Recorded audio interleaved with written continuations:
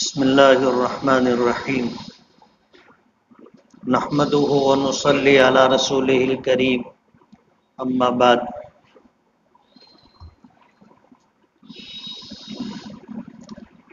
قال النبی صلی اللہ علیہ وسلم ان اللہ طیب ولا يقبل الا الطیب او کما قال علیہ الصلاۃ والسلام۔ بزرگان محترم اور عزیز دوستو،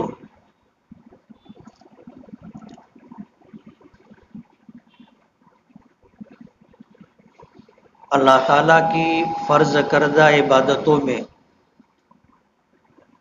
حج ایک ایسی عبادت ہے جو انسانوں پر زندگی میں ایک ہی مرتبہ فرض ہوتی۔ جو عبادتیں فرض ہوتی ہیں ان کے اسباب ہوتے، جیسے نماز ہے تو نماز کی فرضیت کا سبب نماز کے وقت کا ہو جانا ہے۔ جیسے فجر کی نماز کا وقت ہوا تو فجر کی نماز فرض ہو گئی۔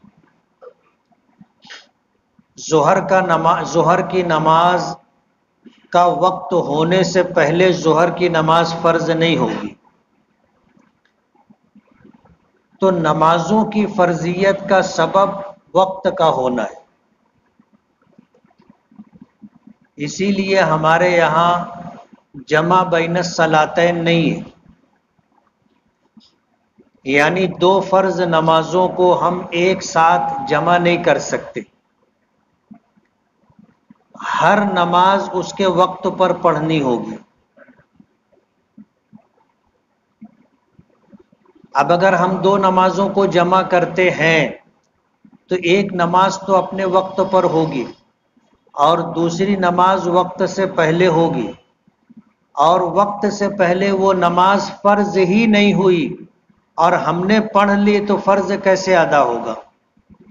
اس لیے امام اعظم ابو حنیفہ رحمۃ اللہ علیہ کے یہاں جمع بین الصلاتین نہیں ہے، دو نمازوں کو جمع کر کے نہیں پڑھا جائے گا۔ امام اعظم ابو حنیفہ رحمۃ اللہ علیہ فرماتے ہیں کہ جب کبھی نبی کریم صلی اللہ علیہ وسلم نے دو نمازیں اکٹھا پڑھی تو وہ سفر کا واقعہ تھا۔ آپ نے قیام کے دوران، جیسے مدینے میں قیام ہو، مکے میں قیام ہو، کسی اور مقام پر قیام ہو، دو نمازیں آپ نے کبھی جمع نہیں کی۔ جمع کرنے کا جو واقعہ آپ سے ملتا ہے وہ سفر میں ملتا ہے، اور جب سفر میں نماز جمع کی تو اس کی صورت یہ تھی کہ آپ سفر کرتے رہے۔ جیسے ظہر کی نماز آپ سفر کرتے رہے اور ظہر کی نماز کا جب آخر وقت آیا تو آپ نے قیام کیا، رکے، تیاری کی اور ظہر کی نماز آخر وقت میں پڑھی۔ پھر تھوڑی دیر انتظار کیا، ظہر کا وقت ختم ہو کر کے عصر کا وقت شروع ہوا تو آپ نے عصر کی نماز اول وقت میں پڑھی۔ پھر آپ نے سفر شروع کر دیا، سورج غروب ہو گیا، آپ مغرب کی نماز کے لیے رکے نہیں، چلتے رہے اور جب مغرب کی نماز کا آخر وقت آیا تو رک کر کے آپ نے مغرب کی نماز پڑھی، تھوڑی دیر توقف کیا، جب عشاء کا وقت داخل ہو گیا تو آپ نے عشاء کی نماز پڑھی۔ اس طرح دو نمازوں کو آپ نے اکٹھا کیا یا جمع کیا تو یہ اکٹھا نمازوں کا جمع کرنا یہ صورتاً ہے، یعنی دیکھنے والے کو لگ رہا ہے کہ آپ نے دو وقت کی نماز ایک ساتھ پڑھی، لیکن حقیقت میں ظہر کی نماز ظہر کے وقت میں اور عصر کی نماز عصر کے وقت میں، مغرب کی نماز مغرب کے وقت میں اور عشاء کی نماز عشاء کے وقت میں آپ نے پڑھی۔ ذہن میں ایک مسئلہ آ گیا تو میں نے آپ کو بتا دیا۔ تو نمازوں کی فرضیت کا سبب وقت ہے، اور جہاں کہیں آپ نے نمازوں کو جمع کیا وہ صورتاً جمع ہے، اسی لیے آپ دیکھو گے کہ جن دو نمازوں کے وقت میں اتصال نہیں ہے، یعنی وہ وقت ملا ہوا نہیں ہے، ان دو نمازوں کا جمع کرنا حضور سے کہیں بھی کبھی بھی ثابت نہیں، جیسے فجر اور ظہر۔ فجر کی نماز آپ پڑھو، سورج طلوع ہو گیا، فجر کی نماز کا وقت ختم ہو گیا، کوئی دوسری نماز کا وقت آیا بھی نہیں۔ اب جب زوال ہوگا تو ظہر کی نماز کا وقت آئے گا، اس لیے فجر اور ظہر آپ سے کبھی اکٹھا پڑھنا ثابت نہیں۔ اسی طرح عشاء اور فجر آپ نے اکٹھا نہیں پڑھی کبھی، اس لیے امام اعظم ابو حنیفہ رحمۃ اللہ علیہ کے یہاں دو نمازیں اکٹھا کر کے نہیں پڑھی جائیں گی۔ وجہ اس کی یہ ہے کہ ہر نماز کے فرضیت کے لیے وقت ہونا ضروری ہے۔ ابھی جیسے ہم لوگوں نے عشاء کی نماز پڑھی، ہم پر فجر کی نماز فرض نہیں ہے ابھی، اگر ابھی ہم فجر کی نماز پڑھیں گے تو ہوگی، اگر ہو جاتی تو آدمی جو ہے نماز سونے سے پہلے پڑھ لیتا، کہ بولے فجر میں کہاں اٹھنے کی جھنجھٹ رکھنے کا، ابھی پڑھ لو اور سو جاؤ، لیکن ایسا نہیں۔ اسی طرح روزے کی فرضیت کا سبب رمضان کا ہونا ہے۔ آج رمضان کا مہینہ نہیں ہے، ہم پر رمضان کے روزے فرض نہیں ہے، آج اگر ہم رمضان کا روزہ رکھیں گے تو ادا ہوگا؟ نہیں ہوگا۔ اسی طرح حج کی فرضیت کا سبب اللہ کا گھر ہے، بیت اللہ۔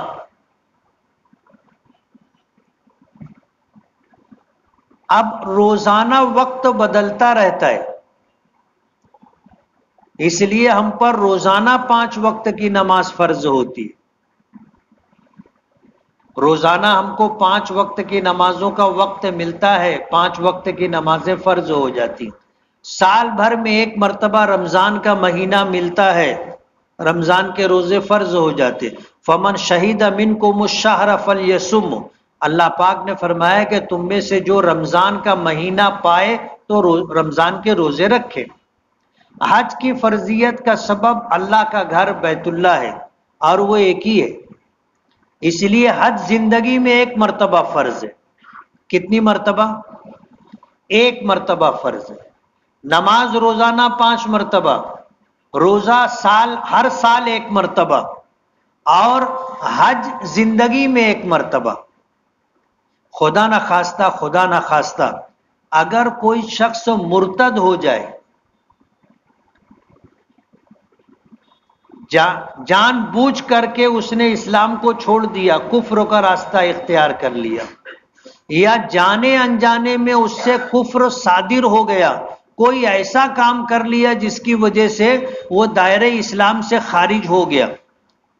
اب اگر اس نے کافر ہونے سے پہلے حج کیا تھا اور پھر کافر ہو گیا، اب دوبارہ پھر وہ کلمہ پڑھ کر کے مسلمان ہوا، اور پھر اللہ نے اس کو استطاعت دے دی تو اس پر پھر حج فرض ہوگا۔ اور اگر درمیان میں ارتداد اور کفر کا کوئی معاملہ نہیں آیا تو زندگی میں حج صرف 1 مرتبہ فرض ہے۔ پہلی مرتبہ کتنے لوگ حج پہ پہلی مرتبہ جا رہے ہیں؟ ہاتھ اٹھانا۔ ٹھیک۔ دوسری، کن لوگوں کا حج فرض ادا ہو گیا، اب نفل حج کے لیے جا رہے ہیں، وہ ہاتھ اٹھانا۔ ٹھیک۔ اب آپ اپنا فرض حج ادا کرنے جا رہے ہیں، اور یہ فرض ہے، پہلا حج ہے، فرض ہے۔ اس حج کو اتنے اہتمام کے ساتھ آپ کو ادا کرنا ہے کہ یہ آپ کا فرض حج اس طرح ادا ہو کہ یہ حج ایسا ہو جیسا اللہ پاک ہم سے چاہتے۔ سمجھ رہے ہیں آپ؟ اب اگر اس میں ہم لوگوں کی طرف سے کوئی کوتاہی رہ گئی اور یہ حج ہم نے کر لیا تو یہ حج ادا تو ہو جائے گا اگر ہم نے فرائض، واجبات، سنتوں کا اہتمام کر کے کیا، فرض ادا ہو جائے گا۔ لیکن حج پر جو فضیلتیں ہیں اور حج کرنے پر اللہ اس کے رسول کی طرف سے جو وعدے ہیں وہ اس وقت تو پورے ہوں گے جب ہمارا حج ایسا ہو کہ اللہ کی بارگاہ میں مقبول ہو جائے۔ اس لیے آپ کو اتنے اہتمام کے ساتھ اپنا حج ادا کرنا ہے کہ اس میں کوئی کمی کسر نہ رہ جائے، اس لیے کہ اس کے بعد جو حج آپ کرو گے وہ فرض حج نہیں رہے گا، وہ نفل حج ہے۔ اب نفل حج ہے، آپ نہیں بھی کریں گے تو اللہ پاک نہیں پوچھیں گے کہ تم نے نفل حج کیوں نہیں کیا، نہیں پوچھیں گے۔ لیکن فرض حج اگر آپ نے نہیں کیا ہے تو پوچھ ہوگی۔ اس لیے یہ پہلا حج جو اپنا فرض ادا کرنے کے لیے ہم جا رہے ہیں تو اس میں کوئی کمی کسر نہیں رہنی چاہیے۔ سب سے پہلے اس حج کے لیے جو پیسہ ہم خرچ کر رہے ہیں وہ پیسہ خالص حلال پیسہ ہونا چاہیے۔ کیسا پیسہ ہونا چاہیے؟ حلال پیسہ۔ ایک روپیہ یا ایک پیسہ بھی اس میں حرام اور مشتبہ نہیں ہونی چاہیے۔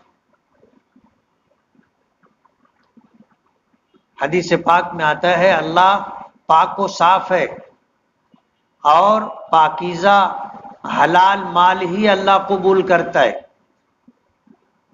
اب اگر ہمارا پیسہ حلال نہیں ہے یا حلال اور حرام دونوں مکس ہے، یا کچھ پیسہ ایسا ہے جو مشتبہ ہے، ہم جس کے بارے میں شک میں ہے کہ یہ حلال ہے کہ حرام ہے،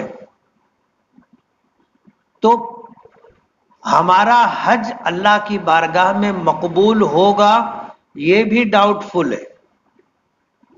اس لیے کہ اللہ پاک و صاف ہے، طیب ہے، اور اللہ تعالیٰ پاک و صاف اور طیب حلال مال ہی پسند کرتا ہے اور قبول فرماتا ہے۔ اس لیے ہمیں اس بات کا اہتمام کرنا ہے کہ جن پیسوں کے ساتھ ہم حج کے لیے جا رہے ہیں وہ پیسہ حلال ہونا چاہیے، ورنہ کیا ہے کہ ہم گئے، پیسہ بھی خرچہ کیا، مشقت بھی اٹھائی، سب کچھ کیا، اور ہو جانے کے بعد ہاتھ میں کچھ بھی نہیں رہا۔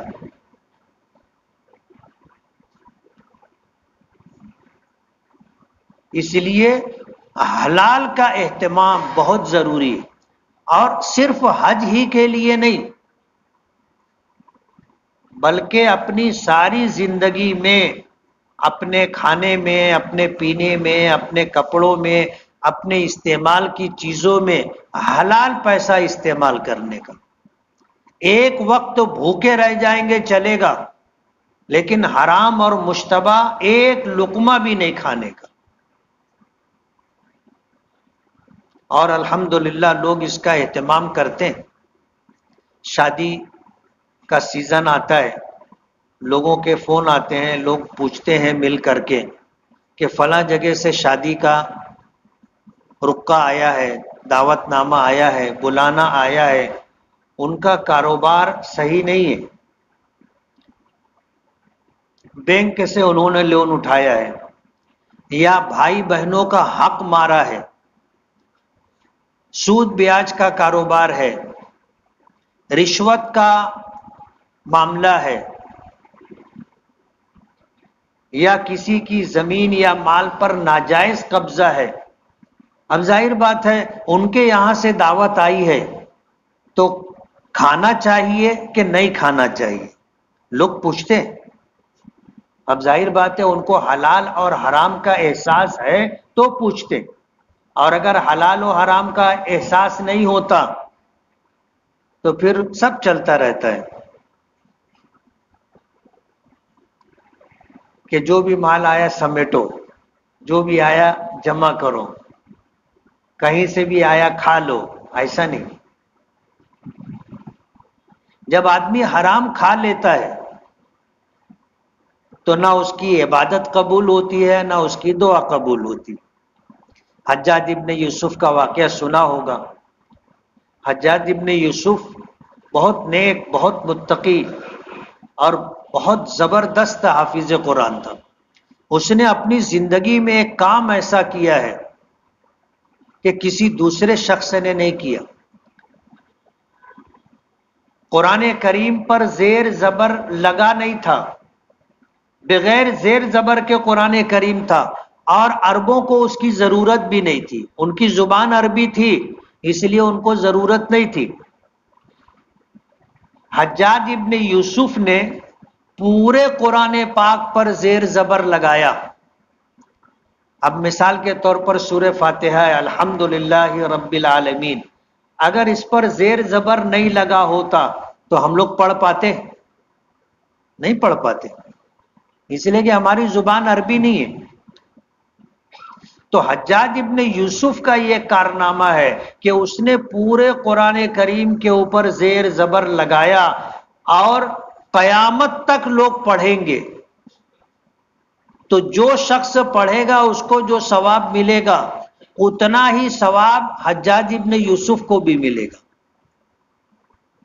اب آپ سوچو کتنی بڑی نیکی اس نے کی ہے۔ لیکن اس امت کا سب سے بڑا ظالم شخص بھی وہی ہے۔ خلفائے بنو عباسیہ کا دور تھا، اور کوفہ جہاں کے رہنے والوں نے حضرت علی رضی اللہ تعالی عنہ کو شہید کیا تھا، وہاں سے حکومت وقت کو، بادشاہ وقت کو یا امیر المومنین کو ٹیکس اور خراج نہیں آتا تھا۔ وہ لوگ انکار کر دیے کہ ہم لوگ نہیں دیں گے۔ تو عبد الملک ابن مروان نے حجاج ابن یوسف کو وہاں کا گورنر بنا کر کے بھیج دیا۔ اب حجاج ابن یوسف جب وہاں گیا تو حاضری کے بعد پہلا واقعہ جو تھا، جمعہ کے دن جمعہ کا خطبہ دینے کے لیے وہ منبر پر چڑھا۔ جب اس نے دائیں طرف دیکھا تو اس کو ادھر سے لوگوں نے کنکر مارے۔ مسجد میں ریت بچھی ہوئی تھی، ادھر سے انہوں نے کنکر مارے۔ جب اس نے بائیں طرف سر پھیرا تو ادھر سے پتھر آیا۔ کوفہ کے لوگ ایسے تھے۔ تو حجاج ابن یوسف رک گیا اور اس نے کہا کہ میں دیکھ رہا ہوں کہ فصل تیار ہو گئی ہے، فصل تیار ہو گئی ہے اور اب کٹنے کا وقت آ گیا ہے کہ فصل کاٹ لی جائے۔ اور اس کے بعد اس نے پوچھا ادھر والوں سے کہ کنکر کون مارا تھا؟ ایک آدمی کی طرف اشارہ کیا۔ اس نے کہا مجھے نہیں معلوم۔ اس نے کہا کھڑے ہو جاؤ۔ فوجی کو کہا اس کو لے جاؤ مسجد کے دروازے پر، اس کا سر اتار دو۔ اور پہلے خطبے میں اس نے 17 لوگوں کو سر قلم کرنے کی سزا دی۔ جس سے پوچھا اس نے کہا مجھ کو نہیں معلوم، بولے اس کو لے جاؤ اس کا سر اتار لو۔ اور اس کے بعد اس نے کہا کہ میں تم پر اللہ کا عذاب بن کر کے مسلط ہوا ہوں۔ اور اس کے بعد اس نے اپنے دارالخلافہ میں جو قبیلوں کے سردار تھے ایک ایک کو بلایا اور بلا کر کے پوچھا کہ تم ٹیکس کیوں نہیں دے رہے ہو؟ اب وہ جو بھی بولا ہوگا اندر جانے کے بعد، تو ادھر سے اندر تو گیا لیکن زندہ باہر نہیں آیا۔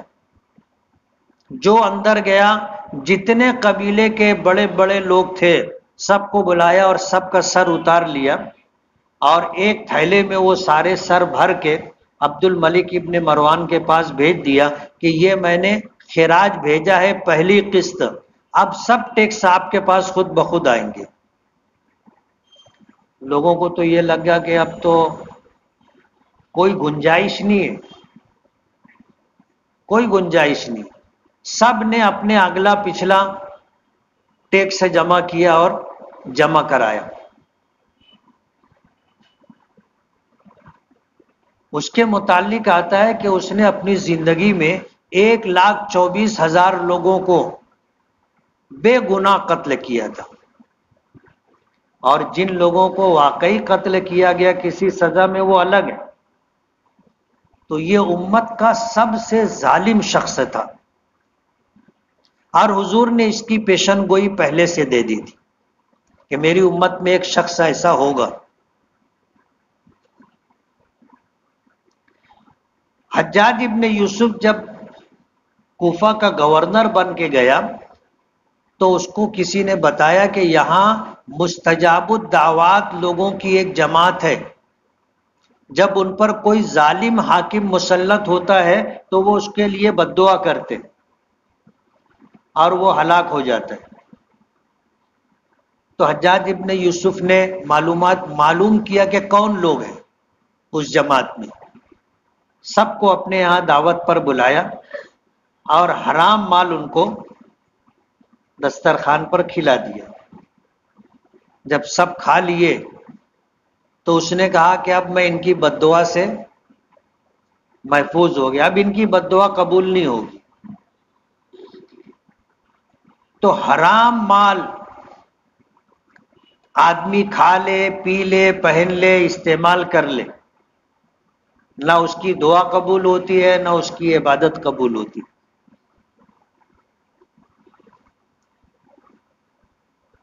اس لیے ہمارا حج اللہ کی بارگاہ میں مقبول ہو اس کے لیے حلال مال ضروری ہے،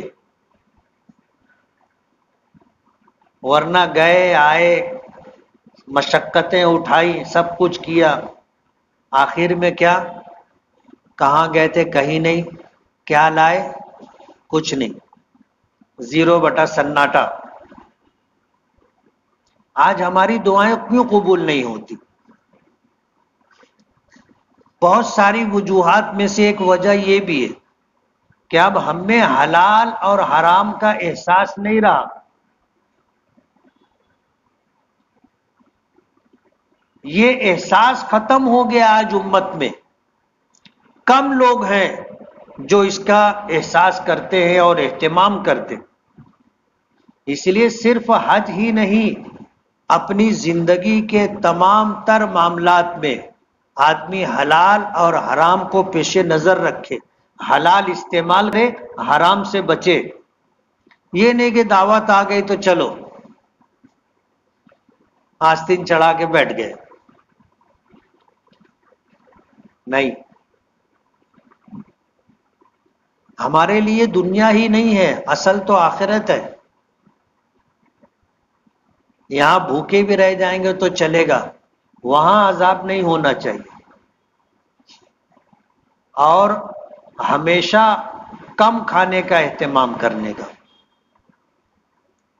زیادہ کھانا اللہ کو پسند نہیں. حدیث پاک میں آتا ہے، حضور پاک صلی اللہ علیہ وسلم نے فرمایا کہ برتنوں میں بدترین برتن وہ ہے، بدترین برتن پیٹ ہے جس کو بھرنے کا اہتمام کیا جاتا ہے. اور ہم لوگ تو جب تک جگہ ہے، جب تک ہاتھ چلتا رہتا ہے، جب جگہ نہیں ہے تب آدمی اٹھتا ہے کہ بس اب گنجائش نہیں. حضور نے فرمایا پیٹ کے 3 حصے کرو، ایک کھانے کے لیے، ایک پانی کے لیے، اور ایک حصہ خالی چھوڑ دیا جائے. جو لوگ اس کا اہتمام کرتے ہیں بہت ساری بیماریوں سے اللہ پاک ان کو بچا لیتے. حجاج ابن یوسف کے متعلق ایک بات اور بھی آتی، نہیں، ہارون رشید کے متعلق، کہ اس نے اپنے زمانے کے، حجاج ابن یوسف ہی کے بارے میں، اس نے اپنے زمانے کے مشہور حکیم کو بلایا اور بلا کر کے پوچھا کہ مجھے طبی اعتبار سے کچھ نصیحتیں کرو. تو اس حکیم زید ابن شبیب نام تھا، اس نے وصیت کی کہ ایک مرتبہ کھانا کھانے کے بعد دوسرا کھانا اس وقت تک مت کھانا جب تک کہ بھوک نہ لگے. ہم میں سے 1% بھی مشکل سے ایسے لوگ ہوں گے کہ جو بھوک لگنے پر کھانا کھاتے ہو. ورنہ ہم لوگ جو ہے ہماری روٹین ہے صبح کا ناشتہ، اب دوپہر کا وقت ہوا بھوک لگے نہ لگے کھانا کھانا ہے، شام کا وقت ہوا بھوک لگے نہ لگے کھانا کھانا ہے. اور بہت سارے لوگ تو بولتے ہیں مفتی صاحب بھوکیاں ہی نہیں لگتی. اس نے نصیحت کی کہ پہلا کھانا کھانے کے بعد اس وقت تک دوسرا کھانا مت کھانا جب تک بھوک نہ لگے، چاہے 3 دن انتظار کرنا پڑے. اور کھانا کھانے کے بعد پانی مت پینا. پانی پینے سے اچھا یہ ہے کہ زہر پی لو، اتنا نقصان دہ. اور دوپہر کا کھانا کھانے کے بعد تھوڑی دیر آرام کرنا. تھوڑی دیر بول رہا ہوں میں، گھنٹہ آدھا گھنٹہ. رات کا کھانا کھانے کے بعد چہل قدمی کرنا، چاہے کانٹوں پر چلنا پڑے، چاہے کانٹوں پر چلنا پڑے، لیکن رات کا کھانا کھانے کے بعد چہل قدمی کرنا. اب ہم لوگ حج کے لیے جا رہے ہیں، ہم لوگوں کے لیے ایک بڑا مسئلہ رہے گا وضو کا. ابھی کیا ہم لوگ مسجد میں ہے، بازو میں وضو خانہ ہے.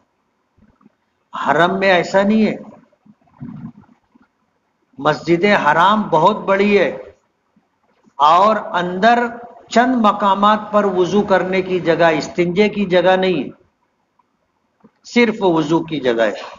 اور وہ بھی اوپن نہیں ہے. جن کو معلوم ہے ان کو معلوم ہے، نہیں تو لوگوں کو معلوم ہی نہیں ہے. آپ کو وضو کے لیے، استنجے کے لیے باہر جانا پڑے گا. اور اب تو ایسا نظام بنا دیے، افسوسناک نظام، کہ آپ باہر نکل گئے تو اندر جا ہی نہیں سکتے. اب اگر زیادہ کھانے کی عادت ہے، زیادہ پینے کی عادت ہے تو پھر بار بار استنجے کے لیے جانا پڑے گا، بار بار وضو کی حاجت پیش آئے گی. اس لیے وہاں جانے کے بعد اگر ابھی سے عادت بناؤ گے تھوڑا تھوڑا کم کرنے کی، جیسے اپنے 10 روٹی کھاتے تو اس کو 9 کر لینے کا، 9 سے 8 کر لینے کا، 8 سے 7 کر لینے کا، ایسے کم کرتے کرتے اتنے پر آ جاؤ کہ 1/3 پیٹ بھرے. حالانکہ مشکل کام ہے، ہاتھ رکتا نہیں ہے نا، ہاتھ رکتا نہیں. ابھی جن لوگوں نے کھانا کھا لیا ہے یا جو جا کر کھائیں گے وہ لوگ نوٹ کریں یہ بات کہ ہم لوگوں کی عادت یہ ہے کہ ہاتھ میں روٹی ہے، نیوالا بنائے، منہ میں ڈالے، اور جیسے ہی منہ میں ڈالے یہ ہاتھ نیچے آیا دوسرا نیوالا بننے لگ جاتا. تم لوگ نوٹ کرنا، اپنا یہ دونوں ہاتھ منہ میں لقمہ گیا کہ نیچے ہاتھ آنے کے بعد دوسرے لقمے کی تیاری میں لگ جاتا، اور نیچے لقمہ تیار ہوا تو منہ کا لقمہ چاہے اچھی طرح چبایا گیا ہو نہ گیا ہو اس کو ہم لوگ گھونٹ لیتے، اور یہ جو لقمہ تیار ہو گیا وہ منہ میں لے لیتے. بہت مشکل سے آدمی کم کھانے پر آتا ہے، اس کی بھی آپ کو مشق کرنی پڑے گی. زیادہ کھانے سے اچھی صحت رہے گی ایسا نہیں ہے، زیادہ کھانے سے آدمی بیمار ہوتا ہے اور کم کھانے سے صحت مند رہتا ہے. حکیم صاحب برابر ہے، حکیم رفیق صاحب ہے. تو کم کھانے کی عادت ڈالو. جو لوگ حج کمیٹی سے جا رہے ہیں ان کو تو اپنا خود ہی پکانا ہے، کھانا ہے. جو لوگ ٹور سے جا رہے ہیں وہ لوگ پیسہ وصول کرنے کے چکر میں رہتے ہیں.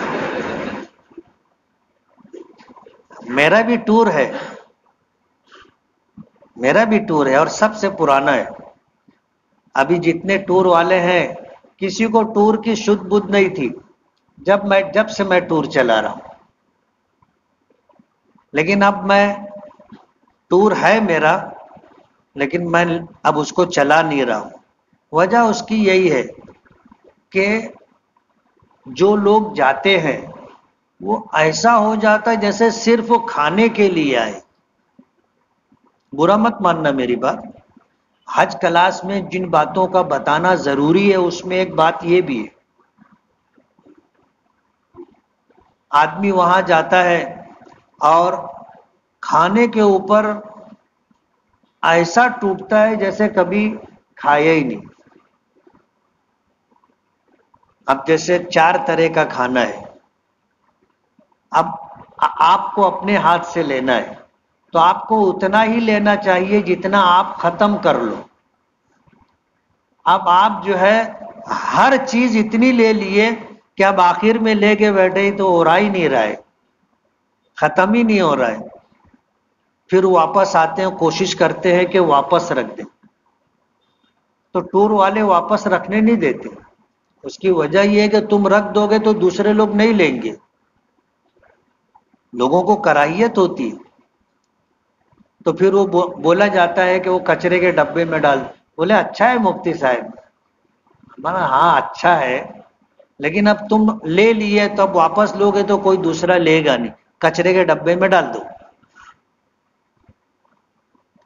تو جو ٹور میں جا رہے ہیں وہ بھی اس بات کا خیال رکھیں، پیٹ اپنا ہے، ہم عبادت کے لیے جا رہے ہیں، اپنا وضو، پاکی ناپاکی یہ ساری چیزوں کا ہمیں اہتمام کرنا ہے۔ اتنا کم بھی مت کھاؤ کہ کمزوری ہو جائے، اور اتنا زیادہ بھی مت کھاؤ کہ اب اندر گئے تو رک گئے۔ کہا ہوا؟ بولے وضو ٹوٹ ہوا۔ اب ظاہر بات ہے کہ آپ کو طواف کرنا ہے، اور گردی میں طواف کرو گے۔ ابھی ہم لوگ گئے تھے رمضان میں، 2.5 گھنٹے میں 3 گھنٹے میں طواف ہو رہا تھا۔ اب اتنا پورا وقت وضو رہنا ضروری ہے، اب اگر آپ کا وضو نہیں رہا تو آپ کا طواف نہیں ہوگا۔ اس لیے مالیگاؤں کے لوگ اس معاملے میں بدنام ہیں، اور ہم لوگوں کو بھی جب سنتے ہیں نا تو دکھ ہوتا ہے، خراب لگتا ہے کہ یہ جو چیز ہم لوگوں کے نام کے ساتھ جڑ گئی ہے یہ نہیں رہنا چاہیے۔ آندھرا ہے، تلنگانہ ہے، کرناٹک ہے، وہاں کے ٹور والوں کو بہت اچھا رہتا ہے۔ ان کو کیا ہے، چاول چاہیے، پتلی دال چاہیے، وہ چاول بنا لیتے، پتلی دال دے دیتے، بس وہ لوگ پتلی مسالے والی دال شوق سے کھا لیتے۔ اب اپنے مالیگاؤں کو تیتر چاہیے، بٹیر چاہیے، مچھلی چاہیے، مرغا چاہیے، اور ہم میں سے ایک بہت بڑی تعداد ایسے لوگوں کی ہے جو نان ویج ہے، ان کو ویج چلتا ہی نہیں ہے، سبزی ترکاری چلتی ہی نہیں ہے، ہر کھانے میں ان کو گوشت چاہیے۔ بہت مسائل آتے، بہت مسائل آتے۔ میرے ٹور بند کرنے کی ایک وجہ میں آپ کو بتا دوں، ظہر کی نماز کے لیے میں گیا، ٹور والے بیچارے نماز بھی نہیں پڑھ پاتے، وہ کھانا بنانے میں، کھانا کھلانے میں ہی لگے رہتے سارے۔ ابھی جیسے اپنے یہاں شادی ہے، 500 لوگوں کو اپنے دعوت دی، یا اپنے یہاں کوئی پروگرام ہے، 50 لوگوں کو اپنے بلائے، تو وہ 50 لوگوں کا کھانا بنانا کھلانا کتنا وقت لگتا ہے آپ کو احساس ہونا چاہیے۔ اور ٹور والوں کے پاس اتنے حاجی رہتے ہیں، 50 100 200 ایسے رہتے، ان کا ناشتہ بھی بنانا، دوپہر کا کھانا بھی بنانا، شام کا کھانا بھی بنانا، صبح ناشتہ ہو گیا، اب پورا صاف صفائی کرنا، برتن دھونا، یہ سب کچھ کرنا، تو وہ بیچارے اسی میں لگے رہتے، ان کی نماز وماز بھی ہوتی نہیں۔ اب میں ظہر کی نماز کے لیے گیا آیا، اب نماز پڑھ کر کے آیا تو نیچے کچھ مالیگاؤں کے 15-17 حاجی لوگ بیٹھے تھے۔ میں جیسے ہی ہوٹل کے گیٹ میں داخل ہوا تو بولے او مفتی صاحب، میں دیکھا، بولے تھوڑا سا کچھ بات کرے گی، بولا ٹھیک ہے آیا۔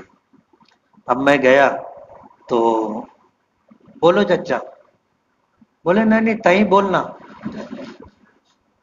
ارے بولے حاجی صاحب تم بولو۔ میں بولا کیا بولنے کا ہے بولو، دوپہر کا وقت ہے، سب کو کھانا کھلانے کا ہے، ابھی تم لوگ بات میں لگائے رہیں گے تو ابھی چلاہٹ اوپر چالو ہو جائے گی، بولو کیا بات ہے۔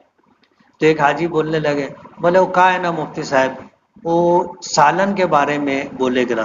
میں مطلب تورے گھر دعوت کھائے ہوں، مطلب تیرے یہاں دسترخوان پر میں دعوت میں کھانا کھایا، جیسا سالن تو نے کھلایا تھا اس سے اچھا سالن میں دے رہا ہوں، کیا بولتا ہے تو؟ اب تو اس کو جو ہے سانپ سونگ گیا، اب سب چپ ہو گئے کہ یار ہم لوگ کیا ہم بھی دعوت کھائے۔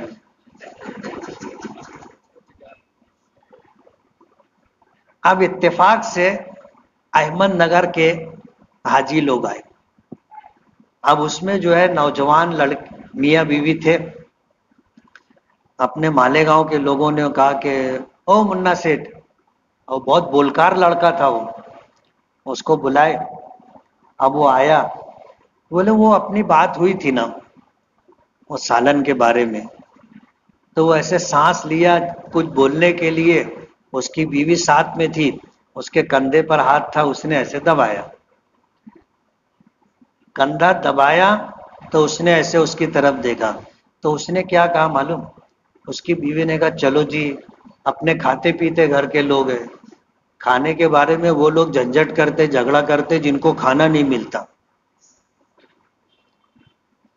اور اپنے شوہر کا ہاتھ پکڑی اور لفٹ کی طرف گئے، بیٹھے اوپر، بولو سن لیے، بدنامی کروا لیے، بولو اور کوئی آئے گا اس کو بھی بلا لو، وہ بھی کچھ کم زیادہ بول کے چلا جائے گا۔ بس جب سے میرے دل سے اتر گیا، یہ نہیں ہونا چاہیے۔ کھانا پینا زندگی بھر ہے، کھانا پینا زندگی بھر ہے، ہم لوگ وہاں سیر و تفریح کے لیے کھانے کے لیے نہیں جا رہے، آپ کھاؤ منع نہیں ہے، لیکن ندیدے بن کر کے نہیں، ایسے بن کر کے نہیں کہ کبھی کھائے نہیں، آپ کھانا مل گیا ہے تو ایک دم اس پر ٹوٹ جائے۔ اپنے اس پورے سفر کے اندر اپنے ساتھیوں کا خیال رکھنا ضروری ہے کہ میں تھوڑا کم کھاؤں گا چلے گا، میرے ساتھی کو ملنا چاہیے، گھٹنا نہیں چاہیے۔ بات تھوڑا دور چلی گئی، واپس آتے۔ سفر کے اندر یہ ہمارا جو پیسہ لگ رہا ہے وہ حلال ہونا چاہیے، حلال پیسہ۔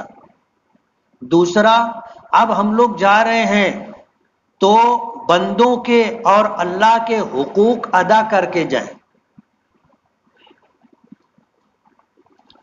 بندوں کے اور اللہ کے حقوق ادا کر کے جائیں۔ حدیث پاک میں آتا ہے کہ اگر کوئی آدمی بندوں کا حق ضائع کر کے اگر حج کے لیے یا عمرے کے لیے جاتا ہے تو ایک فرشتہ اعلان کرتا ہے کہ تجھے اللہ سے ڈر نہیں لگتا، کہیں تیری یہ عبادت تیرے منہ پر نہ مار دی جائے۔ اس لیے ہم جا رہے ہیں حج کے لیے تو بھائی بہنوں کا حق اگر آپ پر باقی ہے تو ادا کر کے جائیں۔ اور یہی سب سے بڑا مسئلہ آتا ہے کہ لوگ بھائی بہنوں کا حق نہیں دیتے، اور اگر دیے تو بھائی لوگوں کو دے دیتے، بہنوں کو نہیں دیتے، بہنوں کو نہیں دیتے، اور اگر دیتے بھی ہیں تو پورا نہیں دیتے، دیتے بھی ہیں تو مری مرغی دیتے، جس پلاٹ پر بس گئے ہیں دوسرے لوگ جھوپڑ پٹی بس گئی وہ پلاٹ بہن کو دے دیتے۔ حقوق العباد ادا کرنا ضروری ہے، بھائی بہنوں کا حق دے دو، کسی کا قرضہ، کسی سے قرضہ لیا تھا اور اس کا قرضہ ادا نہیں کیا، قرضہ ادا کرو۔ اگر ہم نے کسی سے رشوت لی تھی اب ظاہر بات ہے جس سے لی تھی، کب لی تھی، کیا تھا. ہم نے رشوت لی، ہم نے سود بیاج پر کاروبار کیا، ہمارے پاس جو پیسہ ہے وہ حلال نہیں ہے، دوسرے کا ہے، جس سے لیا اس کا ہے. کسی سے جبری وصولی کی، کسی کی ملکیت پر، پراپرٹی پر قبضہ کر لیا، یہ جو لوگوں کا حق ہے اس کو کلیئر کرنا ضروری ہے. نہیں تو لوگ بولیں گے 100 چوہے کھا کر بلی حج کرنے چلی،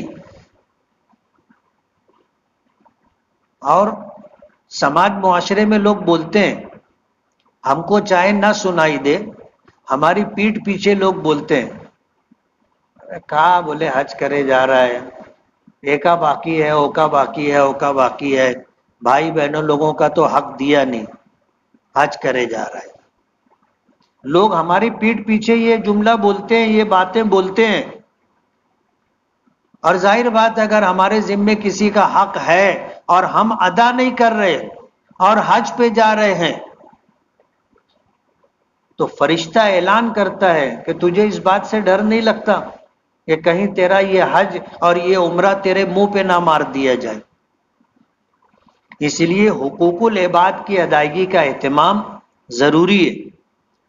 تیسری چیز، یہ ہم سیر و تفریح کے لیے نہیں جا رہے، گھومنے پھرنے نہیں جا رہے، پکنک پر یا کہیں دعوت پر نہیں جا رہے، ہم یہ سفر کر رہے ہیں عبادت کی ادائیگی کے لیے.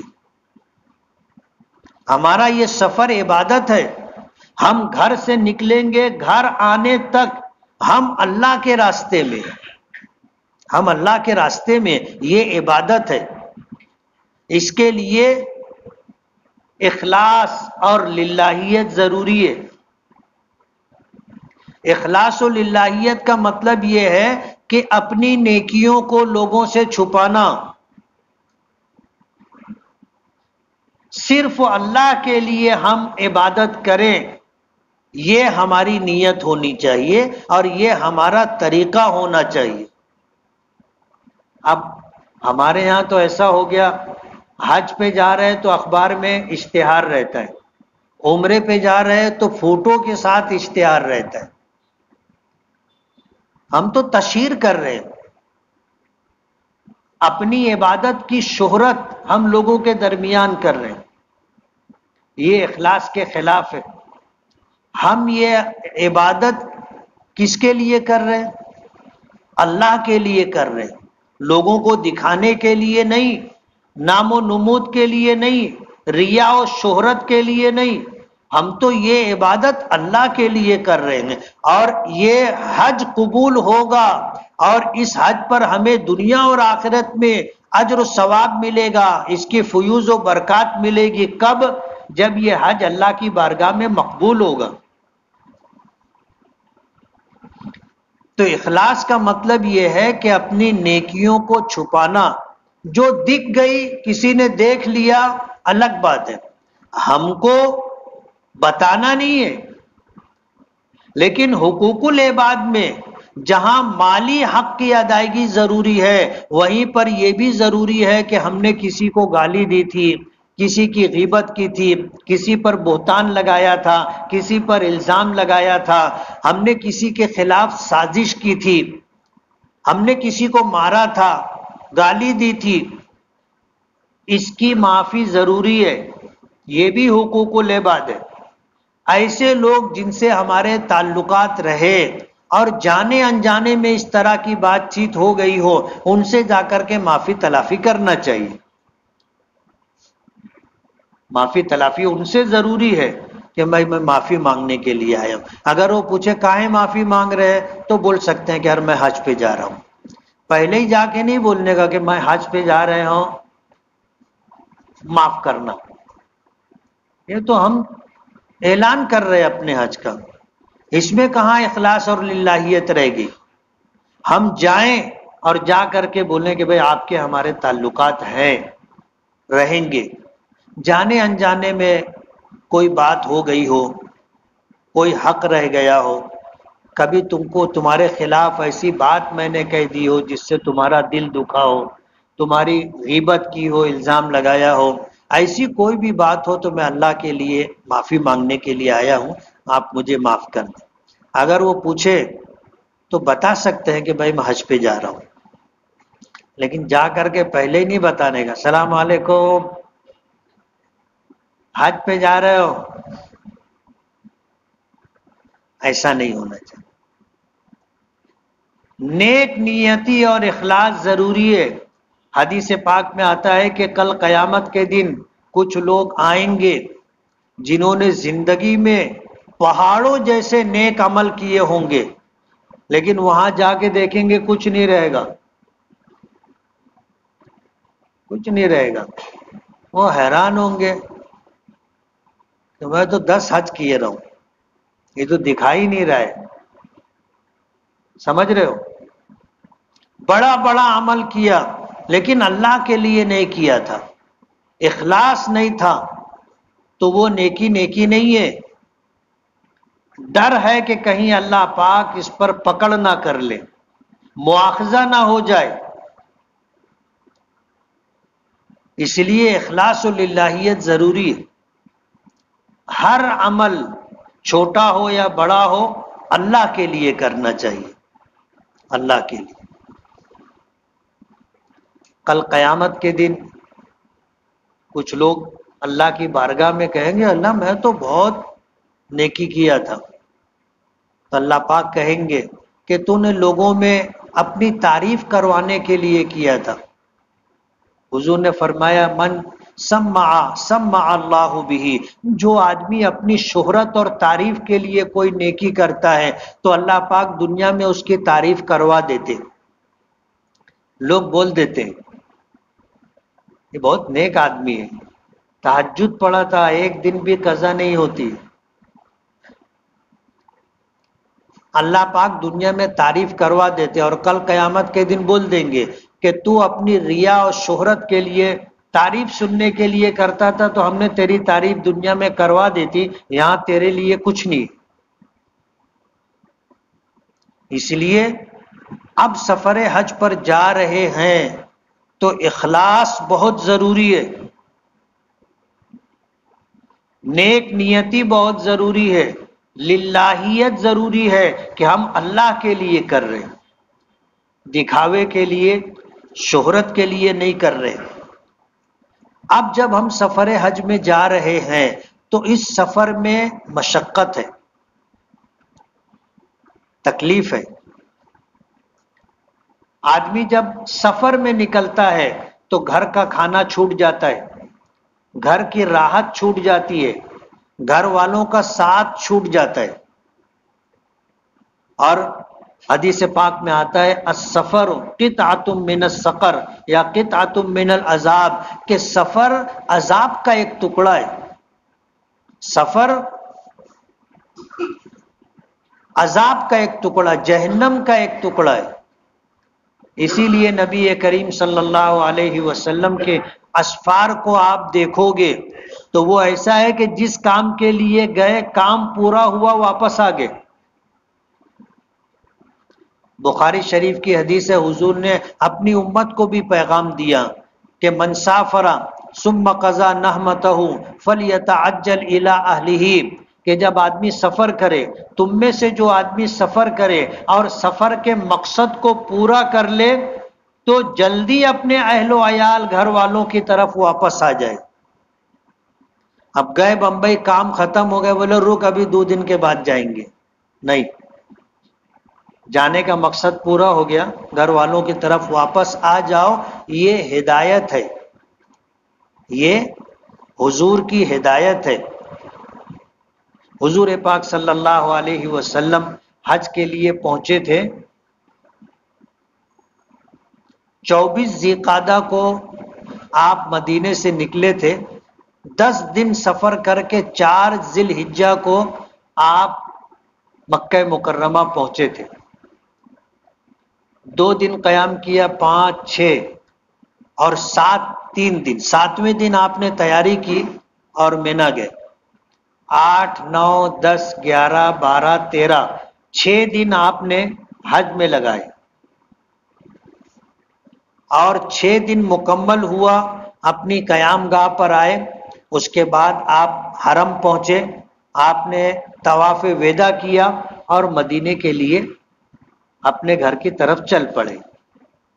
آپ اس سے اندازہ کرو، 4 ذی الحجہ کو پہنچے اور 14 13 ذی الحجہ کو آپ نکل گئے، کتنے دن بنتے ہیں؟ 4 سے 14 10 دن بڑھتے، یعنی 9 دن آپ پکڑو، 10 دن پکڑو۔ حضور کا حج 10 دن کا تھا۔ اب ہماری مجبوری ہے کہ پروگرام ہمارے ہاتھ میں نہیں ہے، پروگرام ہمارے ہاتھ میں نہیں ہے، اور اتنا لمبا نظام ہے کہ ہم حکومت وقت کے تابع یا دوسروں کے تابع وہ ہمارا جیسا پروگرام بنا دیں، اس پروگرام کے مطابق ہم کو چلنا پڑے گا۔ بتانا یہ ہے کہ سفر میں آدمی نکلتا ہے تو گھر کا کھانا پینا راحت سب کچھ چھوٹ جاتا ہے، تو اس سفر میں آپ کو تکلیف کا سامنا کرنا پڑے گا۔ آپ کو گھر کا کھانا نہیں ملے گا، گھر کا پہنا نہیں ملے گا، گھر کی راحت نہیں ملے گی، گھر والوں کا ساتھ نہیں ملے گا، مشقت ہے۔ بعض لوگ چڑچڑے ہو جاتے، تھوڑی تھوڑی بات پر اس سے جھگڑا کر، اس سے جھگڑا کر، اس سے جھگڑا کر، یہ روز ان کی پنچایتی چلتی رہتی۔ آپ پہلے سے یہ سمجھ کر کے جائیں کہ بھائی سفر میں تکلیف ہے، سفر میں تکلیف ہے اور تکلیف کا سامنا کرنا پڑے گا۔ کھانا آگے پیچھے ملے گا، ہو سکتا ہے مرضی کے مطابق کمرہ نہ ملے، مرضی کے مطابق راحت نہ ملے، یہ سب کچھ ہو سکتا ہے۔ آپ پہلے سے ذہنی طور پر تیار رہیں کہ ہم سفر میں جا رہے ہیں، ہمیں مشقت اور تکلیف ہوگی۔ اگر آپ کے ذہن میں یہ بات رہے گی اور وہاں جانے کے بعد اگر کوئی تکلیف نہیں ہوئی الحمدللہ، لیکن اگر کوئی بات ہو گئی تو سمجھ لینے کا، جھگڑا نہیں کرنے کا۔ آپ جھگڑا کرو گے آپ کا حج خراب ہو جائے گا۔ حج کے متعلق اللہ پاک فرماتے ہیں فلا رفث ولا فسوق ولا جدال فی الحج، آدمی حج میں جائے تو بے حیائی کی کوئی بات نہیں ہونی چاہیے، بے حیائی کی کوئی بات نہیں ہونی چاہیے، گناہ اور اللہ کی نافرمانی پورے سفر میں نہیں ہونی چاہیے، جھگڑا کسی سے نہیں ہونا چاہیے۔ یہ 3 باتیں ہیں، فلا رفثا بے حیائی کی کوئی بات نہیں، ولا فسوقا اللہ کی نافرمانی میں سے کچھ نہیں، ولا جدالا کسی سے جھگڑا نہیں، فی الحج حج میں خاص طور پر اللہ پاک نے اس کی تاکید کی۔ اب حالات ایسے ہو گئے ہیں کہ آپ لوگ حج پر جا رہے ہو، ایک ہی کمرے میں کئی فیملی آپ کو رکھی جائے گی۔ بسا اوقات ایسا ہوتا ہے کہ محرم اور غیر محرم ایک ساتھ رہتے اور تھوڑے 2-4 دن تھوڑا سا جھجک اور حجاب رہتی ہے، اس کے بعد وہ ختم ہو جاتی، اور پھر اس کے بعد جو ہے اگر 4 لوگ کمرے میں ہیں، 6 لوگ کمرے میں ہیں، 8 لوگ کمرے میں ہیں، اور 2 کپل ہے، 3 کپل ہے، 4 کپل ہے، سب کی بیویوں کے لیے دوسرے جو ان کے شوہروں کے علاوہ مرد ہیں وہ غیر محرم ہیں، ان سے پردہ ضروری ہے۔ لیکن اب مجبوری ایسی ہوتی ہے کہ اب ایک ساتھ کمرے میں ہے تو پہلے 2-5 دن حجاب رہتا ہے۔ ہماری ماں اور بہنوں کو بہت تکلف ہوتا سونے میں، اٹھنے بیٹھنے میں، لیکن کیا کریں گے، وہ تکلف ختم ہو جاتا، اور پھر سب ایک گھر کے لوگ ہیں، اپنے سب حج پہ آئے، سب عرفاتی بھائی بہن لوگ ہیں، ایسا بول کر کے آدمی رہنے لگ جاتا۔ پردہ ضروری ہے، پردہ ضروری ہے۔ بے حیائی کا کام نہیں ہونا چاہیے۔ بعض لوگ اپنے یہاں تو پردہ کرتے لیکن وہاں جانے کے بعد بالکل پردہ نہیں کرتے، یہ بھی غلط ہے۔ تو ان چیزوں کا اہتمام ضروری ہے۔ اس سفر میں آپ کو مشقت ہوگی، تکلیف ہوگی، آپ کو بشاشت اور خوش دلی سے برداشت کرنا ہے۔ حضرت عائشہ رضی اللہ تعالی عنہا سے حضور نے فرمایا تھا کہ اجر کی علی قدر نصب کی، کہ عائشہ تیری عبادتوں کا ثواب تیری مشقت کے بقدر ملے گا۔ جتنی تکلیف تجھے ہوئی، مشقت ہوئی، تو نے اس کو خوش دلی سے برداشت کیا، اللہ تجھ کو اسی حساب سے اجر دے گا۔ اس لیے کچھ اگر تکلیف ہوئی تو چلا پکار، لڑائی جھگڑا، اٹھا پٹک، یہ سب نہیں ہونا چاہیے۔ اگر آپ نے ایسا کیا تو آپ کا حج خراب ہوگا۔ ضرورت اس بات کی ہے کہ ہم لوگ اپنا پہلا سفر کر رہے ہیں، اور پہلا سفر ہے ہمارا حج، فرض حج ہے۔ یہ ساری چیزیں جو میں آپ کو بہت اختصار کر کے بتا رہا ہوں، ان ساری چیزوں کو آپ ذہن میں رکھ کر کے چلیں تاکہ اپنا حج رہے، اللہ کی بارگاہ میں قبول ہو۔ کوشش کریں کہ آپ کے ساتھ اچھے لوگ اس سفر میں رہیں، نیک لوگ اس سفر میں رہیں،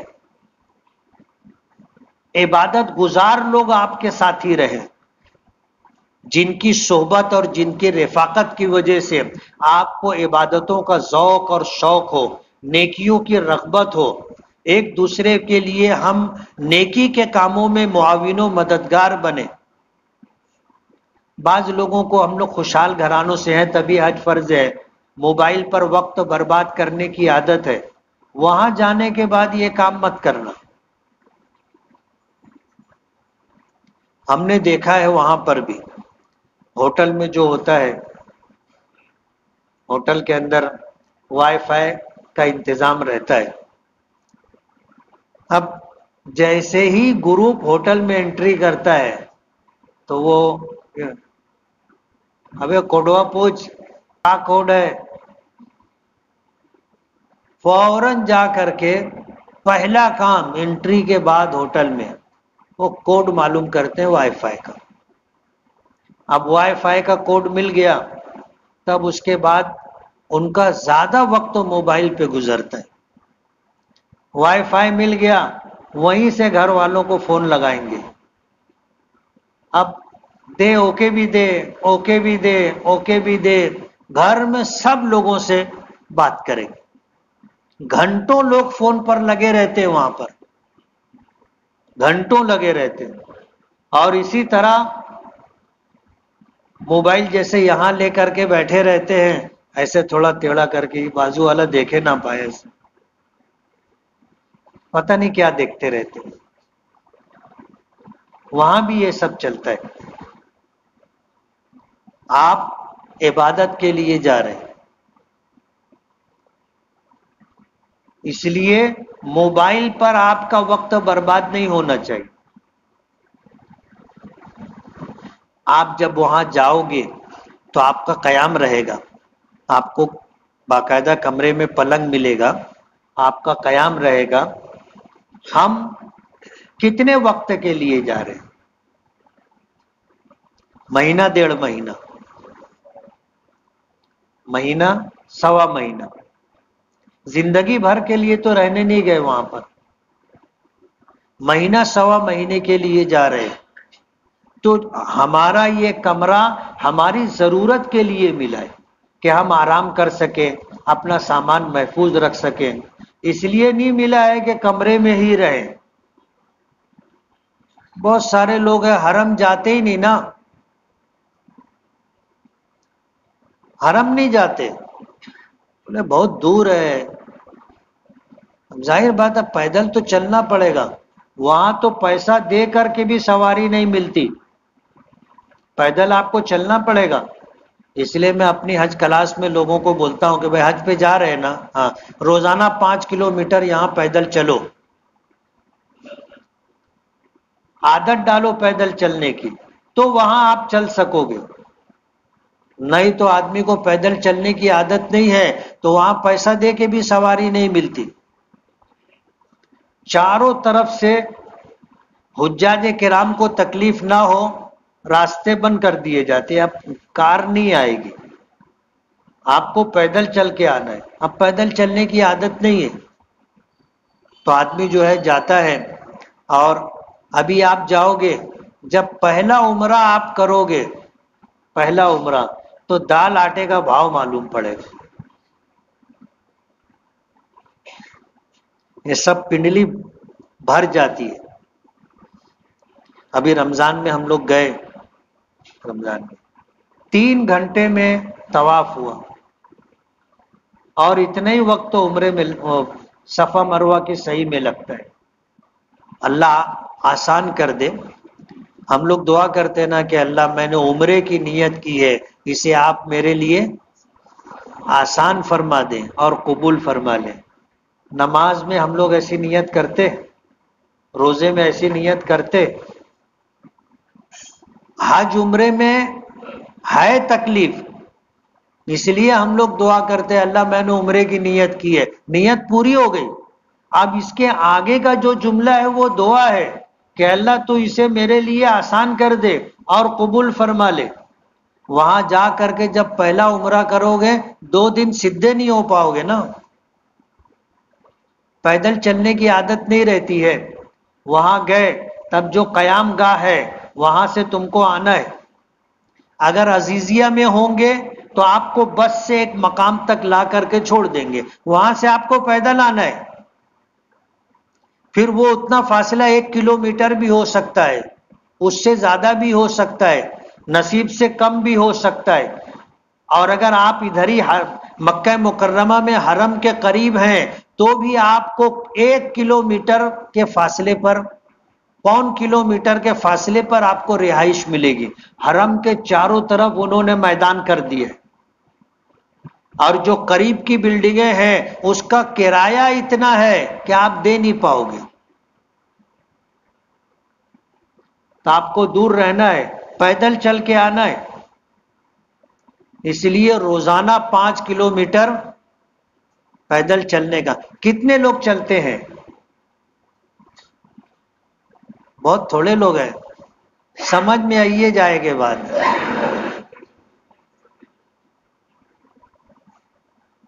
پیدل چلو، پیدل چلو گے تو وہاں جانے کے بعد بشاشت رہے گی، بشاشت رہے گی، ہاں چلو تو چلو، نہیں تو آدمی بولتا ہے تے جا یار، آدمی اسکتا جاتا، سست پڑ جاتا، اور عبادات میں کوتاہی ہونے لگتی۔ اس لیے پیدل چلنے کی عادت ڈالو۔ میں اپنی ماں اور بہنوں سے بھی کہنا چاہتا ہوں کہ سب سے زیادہ مسئلہ ان کا ہی رہتا ہے۔ ہم گھروں میں رہتی ہیں، کہیں آنا جانا نہیں رہتا تو پیدل چلنے کی عادت نہیں رہتی، اور وہاں جانے کے بعد طواف کرنا ہے تو پیدل، صحیح کرنا ہے تو پیدل، نہیں تو آپ کو ویل چیئر لینا پڑے گا، اور ویل چیئر والے جو ہے جیسی گردی رہتی ویسا کرایہ لیتے۔ آپ کو جو ہے صحیح کرانے کا 100 ریال لیں گے، 200 ریال لیں گے، 300 ریال لیں گے، نہیں تو آپ پیدل چلو۔ اس لیے پیدل چلنے کی عادت ڈالو تو آپ کو اس سفر میں پیدل چلنے سے جو تکلیف ہونے والی ہے اس سے آپ کو راحت مل جائے گی، اور آپ کے لیے حرم جانا آنا کوئی مسئلہ نہیں رہے گا۔ اب جن کی عادت نہیں ہوتی اس میں ہم لوگ بھی ہیں، پیدل چلتے نہیں، گھر سے نکلے 2 ویلر پر، سب جگہ 2 ویلر پہ، بہت کم چلنا ہوتا ہے۔ وہاں جانے کے بعد سمجھ میں آتا ہے کہ یار یہ تو بہت تکلیف کی بات ہے۔ اب اتفاق سے میرے ماموں سسر جو ہے حج میں ملے، تو ہم لوگوں کی رہائش قریب تھی، ملاقات ہو گئی ان سے۔ میں نے پوچھا کہ ماموں کہاں رکے؟ بولے وہاں سامنے رکے۔ تو بولا کہ حج کمیٹی سے آئے گے ٹور سے؟ بولے ٹور سے آئے۔ بولو کتنا پیسہ لیے؟ ٹور والوں کو کتنا پیسہ دیے؟ تو وہ جو پیسہ بتائے تو بہت کم تھا۔ میں سوچ میں پڑ گیا کہ یار کون ٹور والا ہے اتنے کم پیسے میں لایا؟ تو میں ان کو پوچھا رہائش کہاں ہے؟ بولے یہی سامنے ہے۔ بولے چلو۔ اب جب چلے تو 2 کلومیٹر چلنے کے بعد میں ان سے پوچھا، میں نے کہا ماموں، بولے وہ سامنے ہی ہے نا۔ تو میں ان سے پوچھا، میں نے ہوٹل کا کارڈ اڑ رہا ہے؟ بولے ہاں ہوٹل کا کارڈ دیے۔ تو میں نے دیکھا وہ کودئی میں تھے۔ ابھی جاؤ گے تو تم کو معلوم پڑے گا کودئی کا ہے، محلہ ہے، ایک ایریا ہے کودئی میں۔ 4 کلومیٹر پر ان کی رہائش تھی۔ اب وہاں سے وہ ایک دم مست پیدل آتے تھے، پیدل جاتے تھے۔ اب ان کی عادت یہ ہے، صبح اٹھے، گھر سے نکلے کھیت پیدل، وہاں گھاس کاٹے، گٹھا بنائے، گاڑی پہ رکھے یا کاندھے پہ رکھے، وہاں سے آگے۔ اب دن میں 2 مرتبہ، صبح گئے دوپہر میں کھانے کے لیے آئے، دوپہر کے بعد گئے شام کو واپس کھانے کے لیے آئے۔ تب وہ 4-6 کلومیٹر جانا آنا ان کا روز کا معمول تھا۔ تو وہ کودئی بولے سامنے ہے۔ اب 2 کلومیٹر چلنے کے بعد اب میں بولا ان کو ہٹانا کیسے؟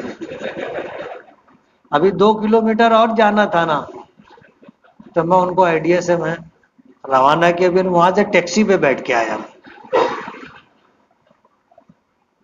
پیدل چلو،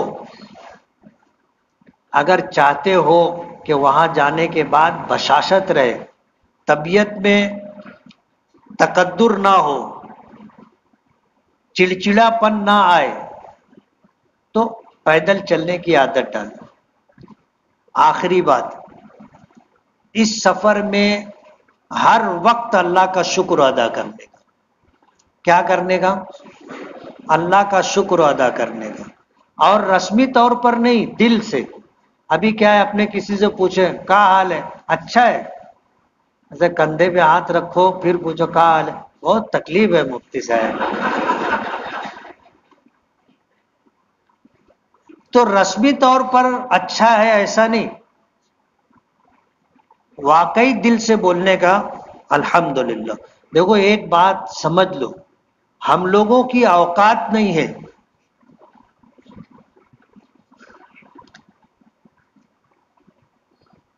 ہم لوگوں کی اوقات نہیں ہے اس پاک سرزمین پہ جانے کی۔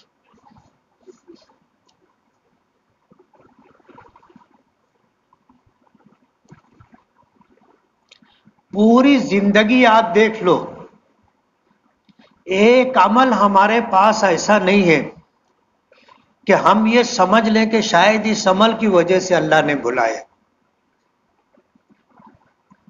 یہ بلاوا صرف اس کا کرم ہے، اس کا فضل ہے۔ اللہ نے ہم کو بلایا ہے تو ہم جا رہے ہیں، یہ اس کا فضل اور کرم ہے۔ اور حدیث پاک میں آتا ہے کہ حج کرنے والا، عمرہ کرنے والا اللہ کا مہمان ہوتا ہے۔ اب اگر ہم کسی کو اپنے یہاں مہمان کے طور پر بلائیں، یا ہمارے یہاں کوئی بن بلایا مہمان آ جائے اور پھر وہ ہمارے متعلق لوگوں میں شکایت کرے کہ ان کا گھر کیسا ہے، یہ کیسے ہیں، نہ کھانا اچھا ہے، نہ ٹھکانہ اچھا ہے، تو ہم کو کیسا لگے گا؟ بولو نا کیسا لگے گا؟ ہماری عزت لے لی اس نے، لوگوں کے درمیان رسوا کیا، ذلیل کیا۔ ہم اللہ کے مہمان بن کر کے جا رہے ہیں، ہماری اوقات نہیں ہے۔ اللہ کے نیک بندوں نے جس سرزمین پر اپنے قدم رکھے ہیں، آج اللہ نے ہم کو بلایا ہے، ہم جا رہے ہیں۔ یہ احساس ہمیشہ رہنا چاہیے، اور ہر وقت اللہ کا شکر ادا کرنا چاہیے۔ آج سے روزانہ 2 رکعت نماز شکرانے کی ادا کرنے کا کہ اللہ میری اوقات نہیں تھی، میری حیثیت نہیں تھی، یہ تیرا کرم ہے کہ تو نے بلایا، میں تیرا شکر گزار ہوں۔ اور وہاں جانے کے بعد اسی احساس کے ساتھ رہنے کا، کسی چیز کی شکایت نہیں کرنے کا، وہاں کے لوگوں کی شکایت نہیں کرنے کا، وہاں پیش آنے والے حالات کی شکایت نہیں کرنے کا، مہینہ سوا مہینہ رہنا ہے، برداشت کر کے رہ لینے کا اور اللہ کا شکر ادا کرنے کا۔ اور ہمیشہ یہ احساس، ہاتھ اٹھائے تو آدمی یہ کہے کہ اللہ میری اوقات نہیں تھی،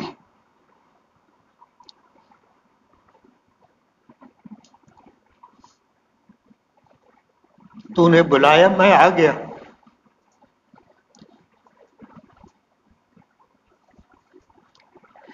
اس احساس کے ساتھ رہو گے، اللہ پاک پھر بلائے گا۔ لوگ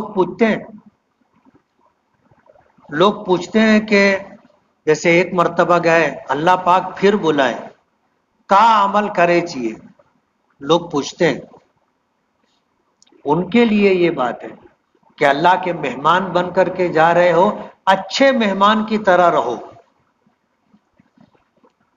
ہمارے یہاں کوئی مہمان آتا ہے، اس کے آنے سے ہم خوش ہوئے، اس کے رہنے سے ہم خوش ہوئے، جب وہ جانے لگتا ہے تو ہم اس کو بولتے ہیں کہ پھر آنا، پھر آنا۔ اور بسا اوقات ایسا ہوتا ہے کہ ہم یہ تو بولتے ہیں پھر آنا، لیکن اس کو پکڑ کے بولتے پھر کب آئیو بتاؤ۔ ہم جا رہے ہیں، ہم اللہ کے مہمان ہیں۔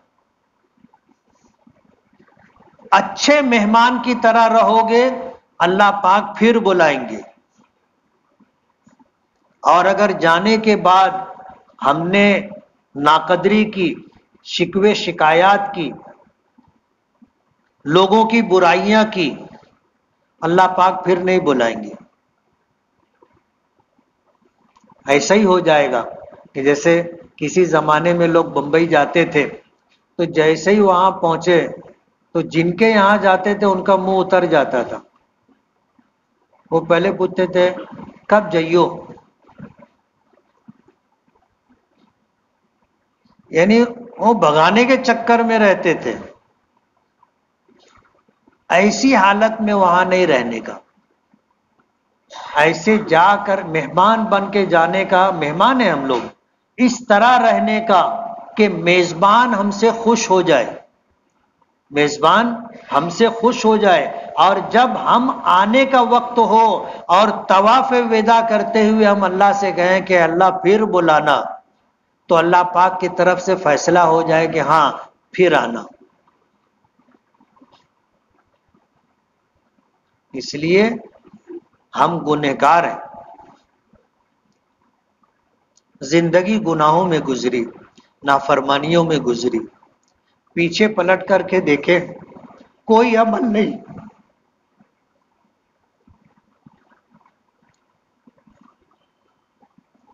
کہ اس عمل کی برکت پہ اللہ ہم کو بلائے، تو اللہ کا کرم ہے۔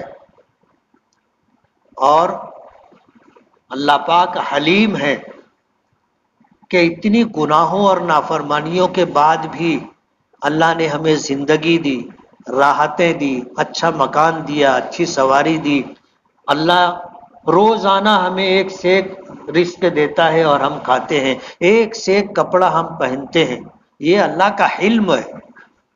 اور اللہ نے اب بلایا ہے اور اس کے گھر پر جا رہے ہیں، تو وہاں جانے کے بعد شکوے شکایات نہیں۔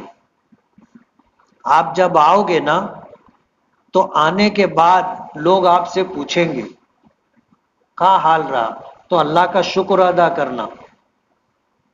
یہ مت بولنا کہ بہت دور مکان تھا، معلم بہت نالائق تھا، ساتھ میں جو لوگ تھے بہت خراب تھے، نہیں، یہ سب بات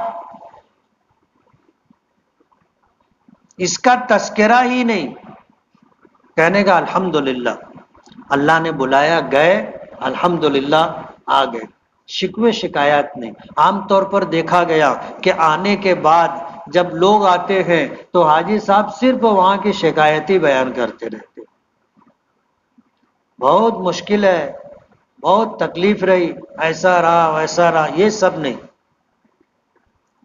ہر حال میں اللہ کا شکر ادا کرنے۔